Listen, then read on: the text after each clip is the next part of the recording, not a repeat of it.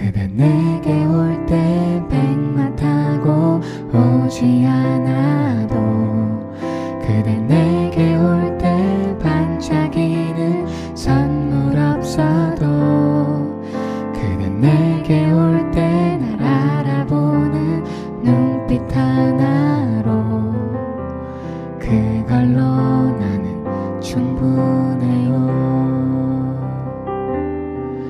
남은 된장찌개 먹어도 함께 버스 타고 다녀도 들고 따다 안겨줘도 나는 좋아요.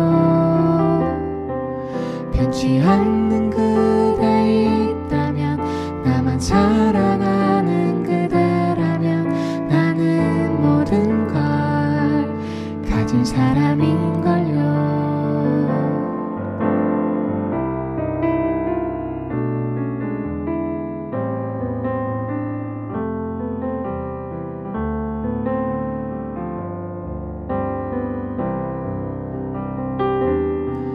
작은 모니터로 영화 보고 신김치에 라면 먹어도 추리닝 입고 걸어도 나는 좋아요. 변치 않는 그대 있다면 나만 사랑하는 그대라면 나는 모든 걸 가진 사람인걸요. 그대 내게 올 때 거추장스러운 이름 없어도 그대 내게 올 때 억지스러운 부푼 꿈 없어도 그대 내게 올 때 날 사랑하는 마음 하나로 그걸로 나는 충분해요. 내게 올 때 백마 타고 오지 않아도 그대 내게 올 때 반짝이는 선물 없어도 그대 내게 올 때 날 알아보는 눈빛 하나로 그걸로 나는 충분해요. 그걸로 나는 충분해요.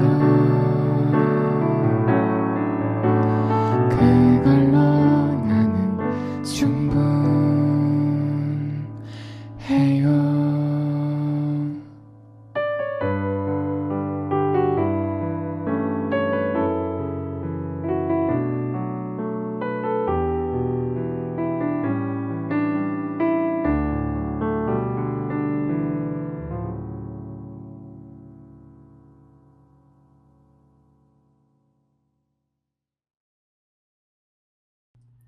네, 여러분 안녕하세요. 최나경 교수입니다. 오늘도 함께 여러분들과 강의를 진행해 보도록 하겠습니다. 오늘은 여러분들과 제가 평소에 공부하던 주제를 가지고 공부를 여러분들과 해보려고 하는데요. 제가 전에도 몇 번 말씀을 드렸지만 제가 지금 논문으로 준비하고 공부를 하고 있는 내용 중에 하나가 과학과 종교, 과학과 신앙에 관련된 그런 내용들을 제가 공부하고 또 준비를 하고 있습니다. 이 부분들에 대해서 짧게 여러분들이 이해하기 쉽게 좀 나누어서 여러분들께 이번 시간과 다음 시간으로 나누어서 좀 두 강의 정도로 여러분들께 좀 강의를 해드리고자 합니다. 오늘 정확한 이 강의의 주제는 과학과 성경의 대화입니다. 버나드 램이라고 하는 학자가 책을 한 권 썼어요. 그 책의 제목이 바로 과학과 성경의 대화라고 하는 책입니다. 이 책이 처음에 딱 발간되었을 때 이 세상이 정말 큰 충격에 휩싸였습니다.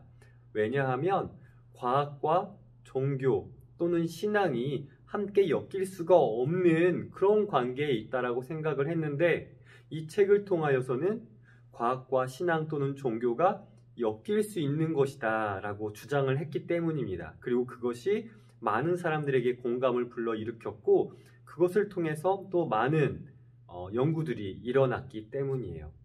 이 책의 주요 내용은 과학과 성경 그리고 종교는 다른 것을 말하고 있지 않다라고 이야기하고 있습니다.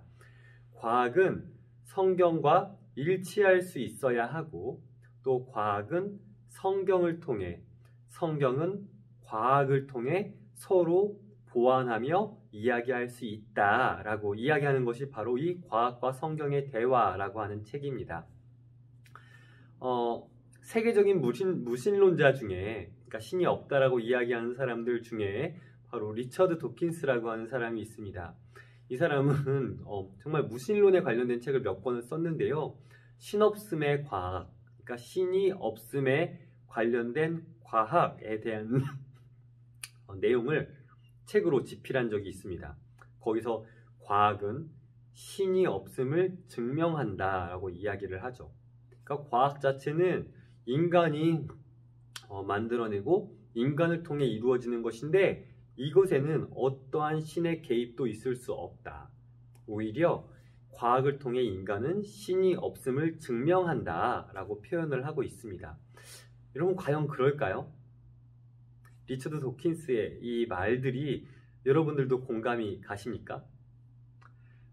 과학적으로 증명되지 않는 것은 여러분 사실이 아닐까요?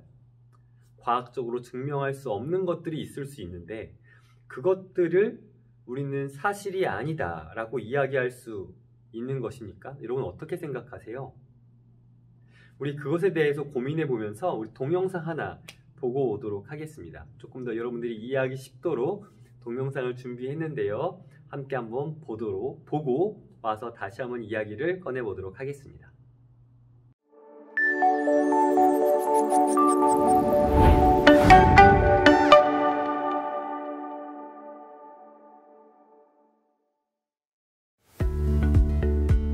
오늘날 우리는 과학의 시대에 살고 있습니다.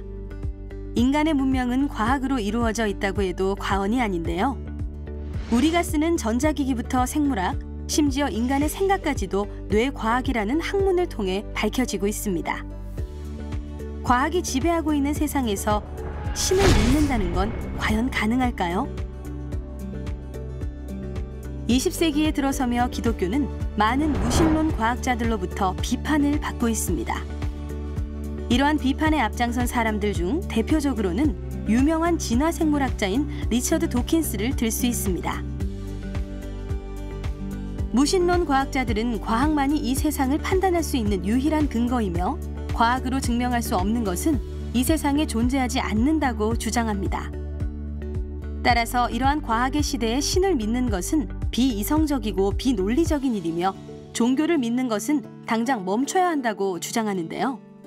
과연 이러한 주장에 대해 우리는 어떻게 반응해야 할까요? 과학의 한계는 없으며 과학이 증명하지 못하는 것은 없다는 주장을 과학주의라고 합니다. 우리는 이러한 과학주의의 주장에 대해 진지하게 생각해 볼 필요가 있습니다. 정말 과학은 모든 것을 증명할 수 있을까요? 의외로 이 세상에는 과학으로 증명할 수 없는 것들이 꽤 많습니다.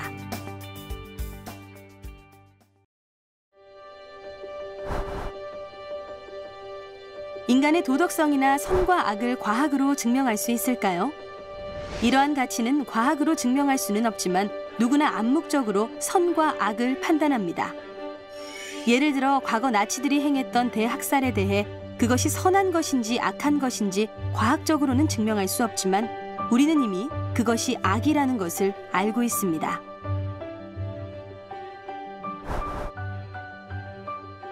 수학과 논리는 과학적으로 증명할 수 없습니다. 수학과 논리는 진리라는 가정하에 진행할 수 있는 학문이기 때문입니다. 숫자라는 개념을 과학적으로 증명할 수 있을까요? 이는 우리의 인식이나 생각으로 존재하는 실제이지만 과학적으로 증명할 수는 없습니다. 다만 믿을 뿐이죠. 세 번째, 예술의 가치입니다. 아름다운 그림이나 음악의 가치를 과학적으로 증명할 수 있을까요? 자연주의 관점에서 볼 때 음악은 단지 주파수의 높고 낮음이 고막을 진동시키는 것에 불과합니다. 아름다운 그림은 그저 빛에 반사된 장면일 뿐이죠. 예술의 아름다움이 인간에게 기쁨을 주고 행복감을 준다는 것을 과학적으로 증명할 수는 없습니다. 이 물음과 관련해서 신학자이자 철학자인 리처드 스윈번이 제안한 경신의 원리를 한번 생각해 보면 좋을 것 같습니다. 경신의 원리란 믿음의 대상이 존재하지 않는다라고 하는 결정적인 증거가 발견되기 전까지는 그것을 믿어도 된다라고 하는 원리입니다. 그래서 신이 존재하지 않는다라고 하는 결정적인 증거가 제시되거나 발견되기 전까지는 신을 믿어도 된다라고 하는 것이 바로 경신의 원리입니다. 경신의 원리를 받아들일 때에는 오히려 증거를 제시해야 하는 쪽은 신이 존재하지 않는다라고 하는 것을 입증하려고 하는 사람들에 해당된다고 볼 수 있습니다. 그래서 이런 경신의 원리를 받아들일 때 신이 존재한다라고 하는 결정적 증거가 없어도 일단 믿어도 된다라고 하는 태도를 유지할 수 있을 것 같습니다.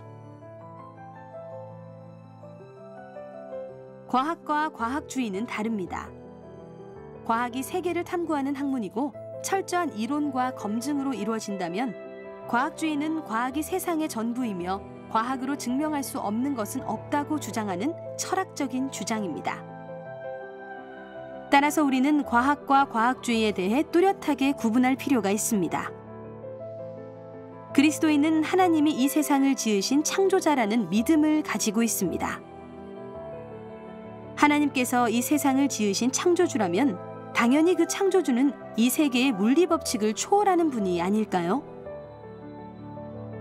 휴대폰을 샅샅이 해부해서 휴대폰의 구조에 대해 다 알게 되면 휴대폰을 만든 사람에 대해 알 수 있는 것은 아닙니다. 마찬가지로 자연현상을 과학으로 모두 밝혀낸다고 해서 그것이 하나님이 없다는 증거가 될 수는 없습니다. 과학주의 무신론, 앞으로는 주의해서 바라봐야 하겠습니다. 네, 잘 보고 오셨습니까? 과학은 이 시대를 정복하였습니다.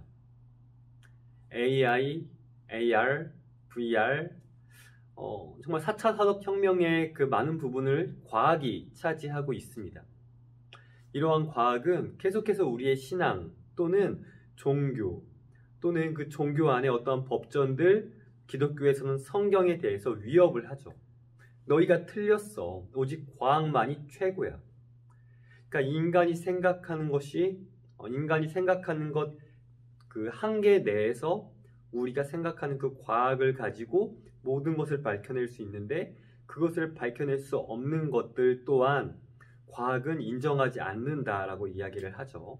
그러나 종교에서는 과학에서 인정할 수 없는, 그러니까 과학에서 증명해낼 수 없는 것들까지도 포괄하여 그런 것들을 하나의 종교로서 하나의 세계관으로서 받아들이고 과학은 그것들을 증명해낼 수 없다라는 표현을 합니다. 그러나 분명히 해야 하는 것이 있어요. 그게 무엇이냐면 종교와 과학은 함께 공존해야 한다는 것입니다. 종교를 통해 과학이 발전할 수 있고요. 과학을 통해 종교도 발전할 수 있어야 합니다. 종교와 과학이 부딪히는 가장 큰 문제는 신앙을 중심으로 하는 성경 또는 법전의 내용이 되겠죠. 그러니까 보통 종교와 과학이 부딪힌다. 그리고 서로가 서로를 적대하고 있다라고 이야기를 할 때 각 종교에서 가지고 있는 법전, 그 종교를 만들어내고 그 종교의 중심이 되어지는 그 교전, 그런 것들이 중심이 되어지는데 특별히 기독교에서는 성경을 얘기하고 있죠. 성경과 과학은 서로 부딪히기만 할까? 성경 속에 나오고 있는 내용들이 과학과 함께 매칭을 해보게 되어질 때 무조건 틀어지기만 할까? 과학적으로 증명할 수 없는 내용들 또는 과학으로 증명해봤더니 다른 내용들, 성경이 맞다라고 해서 그것들 과학적으로 증명해내려고 하니 이것은 아닌데? 라고 생각하는 부분들이 분명히 있어요. 그래서 그런 부분들이 과학과 성경을, 과학과 종교를, 과학과 신앙을 틀어지게 만드는 역할을 하는 것이죠. 그래서 이제 무신론자들은 그런 것들을 통해 신이 없다라고 이야기를 하기도 합니다. 특별히 기독교에서는 이렇게 성경 안에 창세기라고 해서 성경 맨 처음에 나오고 있는 그런 성경의 내용인데요.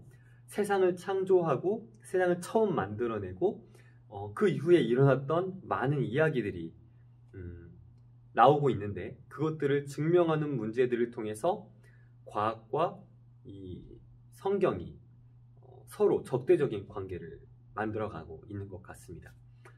그래서 사실은 이 세상의 창조, 세상이 처음 만들어졌을 때 그 모든 것들에 대해서 성경이 이야기를 하는데, 과학이 그런 것들을 과학적으로 연구해 보니 그것이 옳지 않다라고 이야기하는 경우들이 굉장히 많이 있어요. 그러니까 가장 크게 부딪히는 이론을 따지면, 굳이 이야기를 하면 성경의 창조론과 과학의 진화론이 될 수 있다라고 하는 것입니다.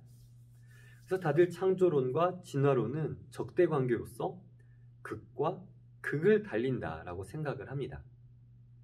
그런데요, 성경에서 이야기하는 창조론과 과학에서 이야기하는 진화론이 정말 극과 극의 관계일까요?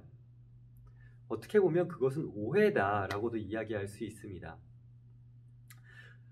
기독교에서 말하는 창조론은 말 그대로 하나님이 이 모든 세상을, 온 우주를 창조했다, 만들었다라고 이야기를 하는 것이죠. 그렇다면 진화론은 무엇입니까? 진화론은 사실 다윈의 진화론이라고 이야기를 하는데요. 진화론은 다윈이 있기 전에, 주장하기 전부터 원래 있었어요. 그러나 다윈만의 진화론을 다시 재정리하고 재확립해서 이야기를 한 것이죠. 그러니까 진화론은 종과 종들이 각자의 틀 안에서 진화되었다, 발달하게 되었다라고 하는 것입니다. 결론부터 말하자면 진화론은요, 유신론적 진화론, 좀 다르게 진화론적 유신론을 포함한다고 말할 수 있습니다. 조금 더 쉽게 말하자면 하나님이 창조하실 때 딱 인간의 모습으로, 우리의 모습으로 창조하셨다라고 하는 것은 그냥 말 그대로 창조론이고요. 우리의 모습대로 창조하신 것이 아니라 하나님께서 진화를 통해서 창조하셨다라고 말하는 사람들이 바로 유신론적 진화론 또는 진화론적 유신론이다라고 이야기를 하고 있습니다. 자, 이렇게 되어지면 사실 창조론과 진화론은 서로 적대적이 아닌 서로가 서로를 보완하는 역할을 할 수 있죠. 그러니까 성경적으로 하나님이 사람을 창조하셨다라고 하는 것이 딱 인간의 모습으로, 지금 우리의 모습으로 창조하는 것이 아닌 어떤 진화라는 방법을 사용해서 창조하셨다라고 하는 것도 우리가 어느 정도의 인정을 하게 되어지고 수용을 하게 되어진다면 과학과는 큰 문제가 되어지지 않을 수 있다라고 하는 것이죠. 물론 여러 이론들이 있습니다. 오랜 지구 창조론이라고 해서 하나님이 모든 것을 진화로 창조하셨으나 우리 인간만은 하나님의 방법으로 온전체로 창조하셨다라고 하는 주장도 있을 수 있어요. 사실 우리 기독교 내에서는 특별히 우리 대한민국의 그 종교계에서는 창조과학이라고 해서 우리나라의 그 기독교에서 만연한 과학적 주장을 조금 배제해버리고, 그러니까 과학에서 이야기하는 138억 년의 지구, 우주, 뭐 그런 것들을 다 배제해버리고 오직 성경만이 맞다라고 이야기하는 단체가 있는데요. 사실 그 단체가 우리나라의 많은 종교들의 만연해 있으면서 이런 과학적인 측면들과 계속해서 부딪히기 때문에 우리가 지금 신앙생활을 하거나 또는 종교에 대해서 생각하는 많은 사람들이 과학과 종교가 틀어져 있고 반대로 돼 있고 적대 관계에 있다라고만 이해를 할 수밖에 없는 것 같아요. 그러나 외국에 나가게 되어지면, 특별히 영국 기독교에 관련된 부분들의 이야기를 들어보면 조금 더 과학적인 부분들에 수용하고 그 부분들을 정리해 나아가고 신앙과 신학과 종교와 이 과학이 서로 연결하려고 하는 그 노력들이 계속되어지고 있습니다. 미국 기독교는 조금 다르고요.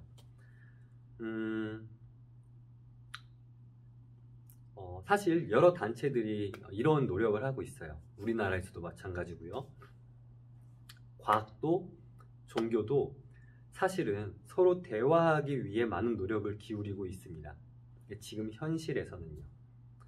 과학이 종교를 배제하고 여러분 배척한다고 생각하십니까? 이 과학이라고 하는 것이 이 종교라고 하는 것에 대해서 미워하고 너희들이 옳지 않아 라는 생각만 하고 있다고 여러분 생각하십니까? 사실 그러한 생각을 버려야 합니다. 신은 과학이라는 방법을 사용해서 자신을 나타내고 있습니다. 인간이 만들어낼 수 없는 것들을 만들어내었고 과학을 통해 그것들을 증명해내길 바라고 있습니다. 그래서 인간은 끊임없이 신의 창조물들을 탐구하고 그것들을 통해 신의 존재를 신뢰할 수 있게 되어지죠. 과학적으로 증명해낼 수 있는 수많은 것들에 대해서 우리가 증명을 해냈을 때 그것이 신이 없음을 증명하는 것이 아니라 그것을 통해서 신의 계획과 신의 계시와 신이 만들어낸 창조물의 대단함을 우리가 느낄 수 있다, 알게 될 수 있다라고 하는 것이죠.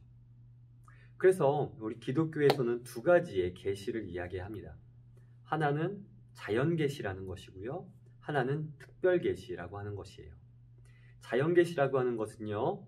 이 세상 모든 만물을 통해 하나님이 자신을 드러내신다라고 표현하는 것이고요. 특별 계시라고 하는 것은 성경을 통해 하나님이 자신을 드러내신다라고 하는 거예요. 하나님이 드러내시는 자연 계시와 일반 계시가, 그러니까 자연 계시와 특별 계시가 서로 다를 수 없다라고 하는 것이 요즘 신학의 분위기라고 할 수 있겠습니다. 여러분 마지막으로 동영상 하나를 더 보고 이 강의의 한 챕터를 마무리하려고 합니다. 여러분 과학이라고 하는 것은 결코 종교라고 하는 것을 탄압하지 않습니다. 탄압하는 형태의 모습을 지닐 수는 있습니다만 실제 탄압을 하게 되어질 수 없다라는 것이죠. 왜냐하면 과학을 통해 증명이 되어지는 수많은 것들은 결코 인간이 생각해낼 수 없는 수많은 부분들보다 적은 부분이기 때문이에요. 무슨 얘기인지 아시겠습니까? 인간이 과학적으로 증명해낼 수 없는 것들이 훨씬 더 많다라고 하는 것을 말씀드리는 것입니다. 자, 여러분, 종교와 과학 또는 신앙과 과학 이러한 것들에 대해서 한번 고민해 보시고 생각해 보실 수 있는 시간이 되시길 바랍니다. 과연 신이 있을까요? 그리고 신이라는 존재는 이 세상 만물을 통해 자신을 어떻게 드러내고 있을까요? 한번 한 주 동안 고민해 보시고 우리 다음 주에 또 다른 내용들과 재미있는 이야기들로 여러분들과 함께 공유해 보도록 하겠습니다. 다음 주에는 조금 더 구체적인 내용들을 보도록 할 거고요. 오늘은 조금 더 이론적인 부분들을 여러분들께 설명해 드렸습니다. 우리 다음 시간에 다시 만날 수 있도록 하겠습니다. 감사합니다.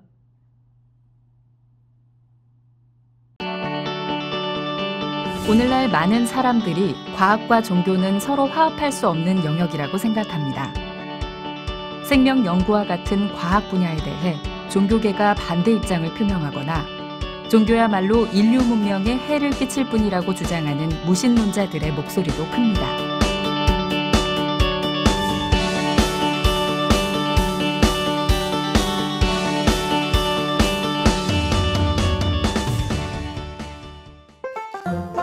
과학과 기독교, 과연 적일까요, 동지일까요? 여기에는 크게 세 가지 견해가 있습니다. 첫 번째, 과학과 신앙을 갈등 관계로 보는 입장입니다. 두 번째, 과학과 신앙이 서로 다른 영역이라고 주장하는 분리적 입장입니다. 세 번째, 과학과 신앙은 서로 상호 보완적이며 통합적으로 봐야 한다는 입장입니다.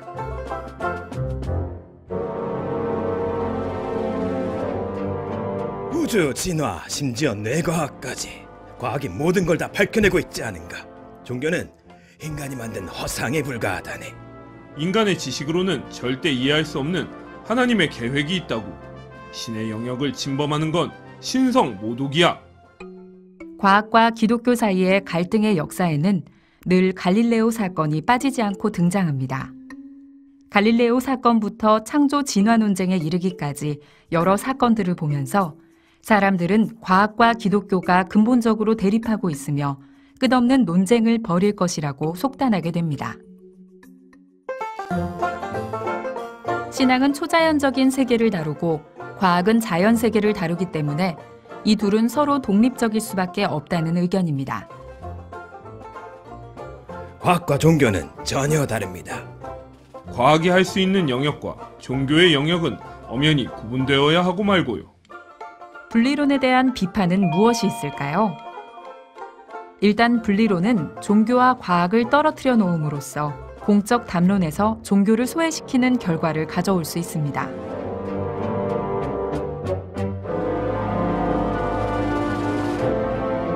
이처럼 끊임없이 기독교를 공격해오는 무신론적 과학주의에 대항하기에는 분리론은 너무나 소극적인 태도라고 볼 수 있습니다.